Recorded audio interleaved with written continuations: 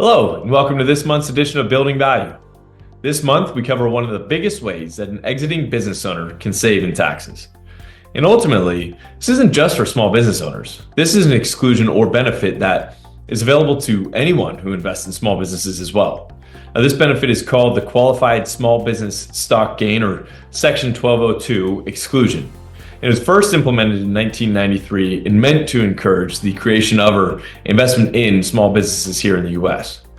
Now, the reason that most of us haven't heard of it or heard of it more often until recently is that it was slightly less attractive in 1993, but as corporate tax rates and this provision has evolved over time, it has become more and more appealing. Now, why is that? Well, quite simply, as it stands today, this now allows the holder of this type of stock to exclude capital gains up to the greater of $10 million or 10 times your cost basis up to $100 million for all stock issued after September 28, 2010.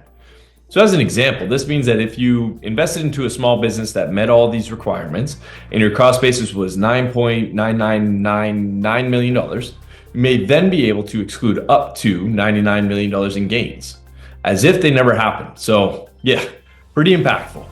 And don't worry, for those of you with stock issued between 1993 and 2010, there's still an exclusion. It's just that your exclusion may range anywhere from 50 to 75% instead of 100%. Now, understandably, this sounds too good to be true. So let's discuss the requirements, what it is and what it isn't.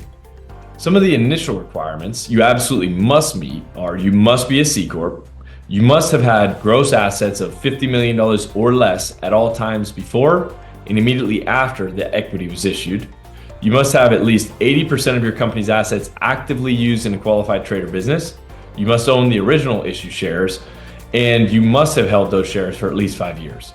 Additionally, unfortunately, there are a number of industries and business types that do not qualify. Too many to list them all here, frankly. And while this list is not exhaustive, just to name a few, those excluded are businesses related to health, law, finance, architecture, and accounting, often those associated with service-based businesses, those businesses that solely rely on an employee or owner's reputation or appearances and so forth, businesses that operate a hotel, motel, restaurant, or similar type of business, as well as farming businesses. So what does this all mean? Well, couple of things. One, you should get together to discuss this with your advisors immediately. Figure out if and how you may be able to utilize this exclusion, because I can't really overstate the importance of this potential benefit. Second, start planning today. One of the biggest issues that we run into with exiting business owners is that they come to the planning table when they're on the 1 yard line, on the doorstep of their exit. At this point, there isn't a whole lot to be done besides pat them on the back and say, hey, well done. A successful exit is awesome. It's rare. Certainly something to be proud of, but for those of you who know that this may be on the horizon 3, 5, 10 years down the road, it can pay off in a big way to begin planning today, because although I listed out a ton of those requirements and restrictions to adhere to, as usual, there are many caveats, asterisks, and workarounds that can be put into play if given enough lead time. So again, start planning today, provide yourself and your team of advisors with the proper lead time to position yourself well for a successful exit in every facet of the experience. Thanks again for joining me, everyone.